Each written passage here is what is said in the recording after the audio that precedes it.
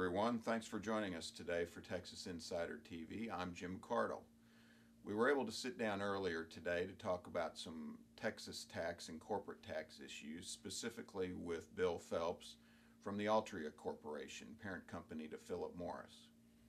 We'd asked him about corporate responsibility and to visit a little bit about the myths regarding the tobacco industry and how they've been making progress to address issues of health as it affects society and the budget in Texas. Well, I think that when it comes to the tobacco industry, there are a lot of myths out there, and I think it's important that people understand how we run our company. When I say we, I mean Altria and Philip Morris USA is one of the largest operating companies that we own.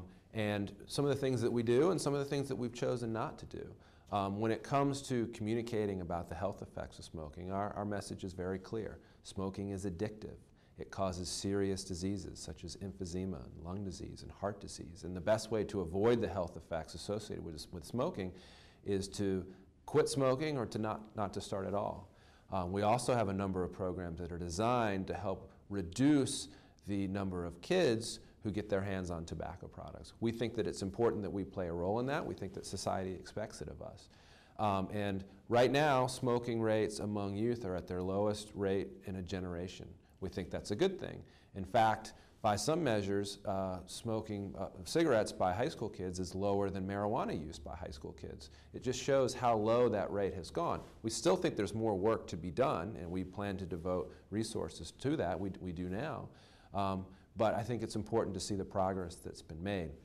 And I think one of the other myths that people have about how Philip Morris advertises its products is just the scope of that advertising and where that advertising takes place.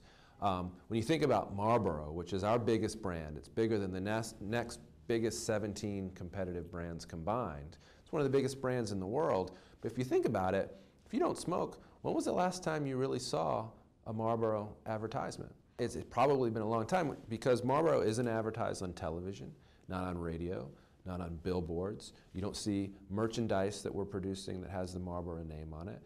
Most of our advertising is focused on ways where we can reach people who have told us they already smoke and they're 21 years of age or older. So they prove to us with a government-issued ID that they're of age, and then they'll get on a database and we'll send them direct mail that they've asked for. We'll use that information to allow them to access a website that might have some brand or advertising information.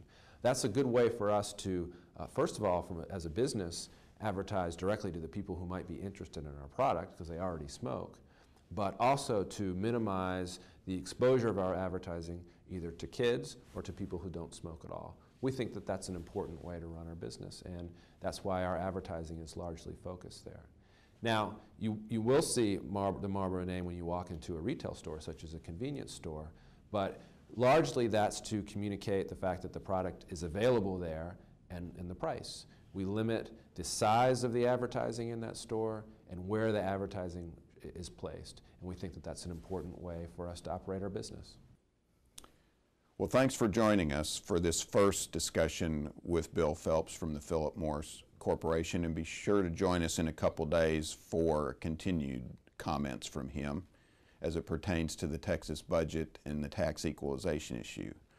Remember, you're either an insider or you're not.